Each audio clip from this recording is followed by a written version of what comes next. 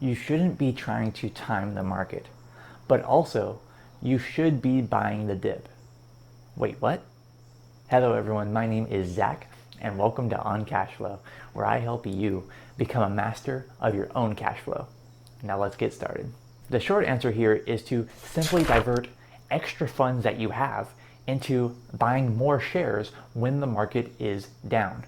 So you're not actually changing anything to your investment strategy. Rather, you're simply just temporarily reducing your spending and putting that extra cash flow into your investments so you can therefore buy the dip. Okay, let me explain with an example scenario here because I love using example scenarios. So step one, you take your take-home pay, your monthly take-home pay, for example. Let's say that you make $5,000 per month. And then you pay yourself first, so you then deduct your investment goals and your savings goals. So you take, let's say, $2,000 per month that you planned on investing and or saving. That leaves you with what you're going to be spending.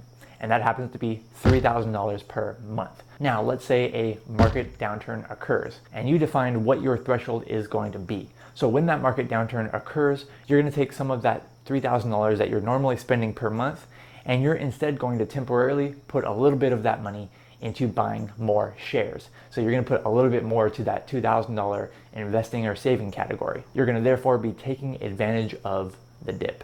Now, this is just one small strategy for you to implement in your investing journey, okay? But if you need a complete guide, I actually do have a video on a complete guide to achieving financial independence through investing, but I'll mention that again at the end of this video.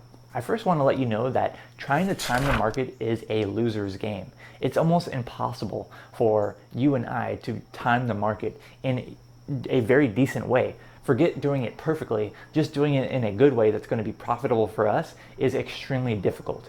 And that's because, especially in the short run, the stock market is actually pretty random. You know, it can go up and down pretty randomly throughout the day, throughout the week, throughout the month, and even over a short amount of years, like 1 year, 2 years, or 3 years. So the movements can be somewhat random, and it's based on investor sentiment. It's based on the emotions of investors and all kinds of different stuff that doesn't really matter in the long run. Over a long period of time, such as 10, 20, 30 years, the stock market tends to reflect the actual progress of the economy. It tends to reflect businesses becoming more profitable, becoming more valuable, and therefore the owners of those businesses, i.e. me and you and I, as owners of those businesses, we are able to grow our wealth along with the progress of those companies. And that's why there's a really famous quote from arguably one of the greatest investors that ever lived, known as Benjamin Graham. And it goes somewhere along the lines of, in the short run,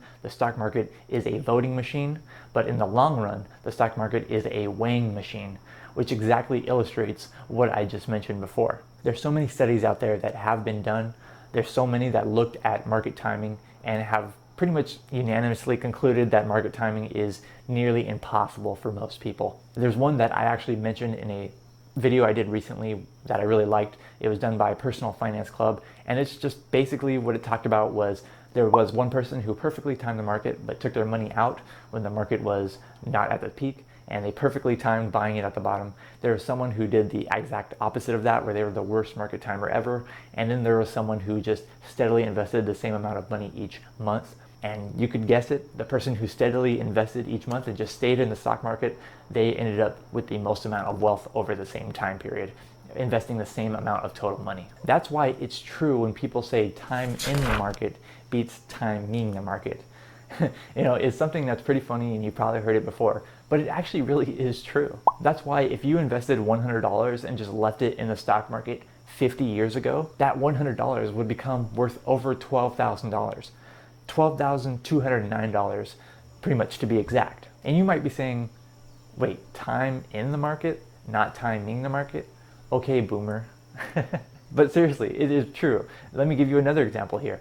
That's why if you took $100 and instead of just leaving it in the stock market for 50 years, if someone invested $100 per month for the past 50 years, they would be a millionaire. And that doesn't even include adjusting upwards for inflation. So, 50 years ago, they invested $100 per month and they just kept investing $100 per month and never increased the amount of money they invested.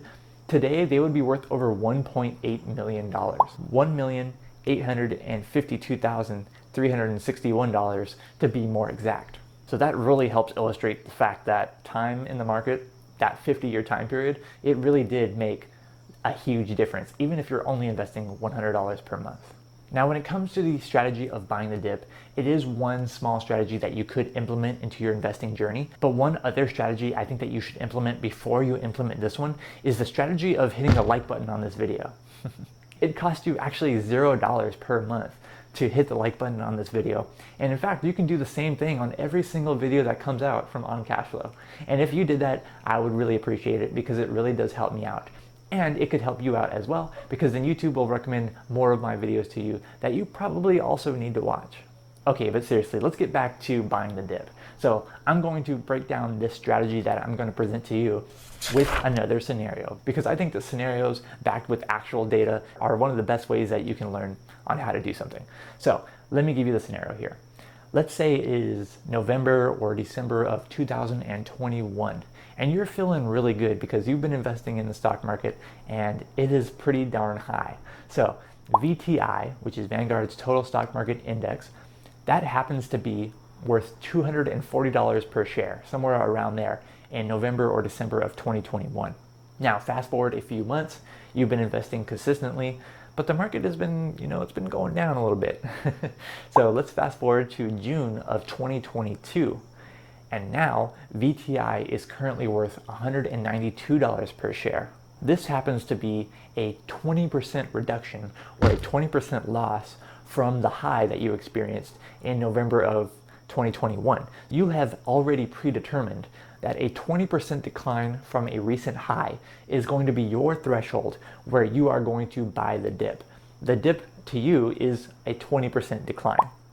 So what are you going to actually do at this time?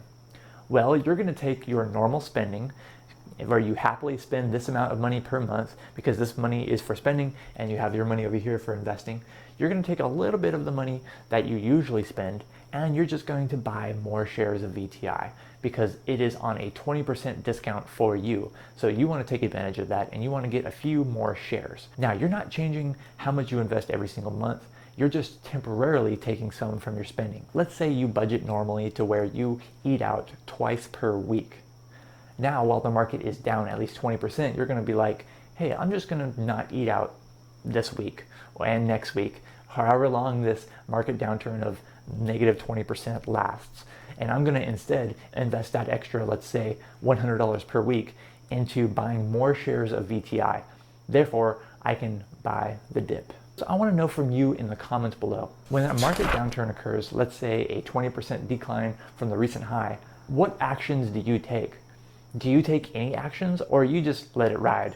Do you just let it, go on its course and you just wait it out? Please let me know in the comments below any kind of actions that you take or if you just don't take any action at all. The only real thing that you're doing is simply temporarily increasing your savings rate. You're temporarily just taking a little bit of money from your spending and putting more of it into your investments. And it is a given that increasing your savings rate is going to lead to more wealth in the future. So mathematically, that is how you win. You win by increasing your savings rate, but you also win psychologically because psychologically it actually feels good that you're buying at a discount. It feels good to you that you're getting a 20% discount when you put extra money from your spending into your investments. It feels really good psychologically. So you win on both fronts, the mathematical side and the psychological side. In order to fully take advantage of the mathematics and the psychology of gaining financial independence through investing, you need to watch my complete guide to investing your way to financial independence. Okay, I'm gonna put a link to that video in the description below. I'm gonna put it in the pinned comment below, but also it's gonna pop up on the screen right after I get off the screen. Thank you so much for watching this video. I'm Zach from OnCashflow.com, and I hope to see you next time.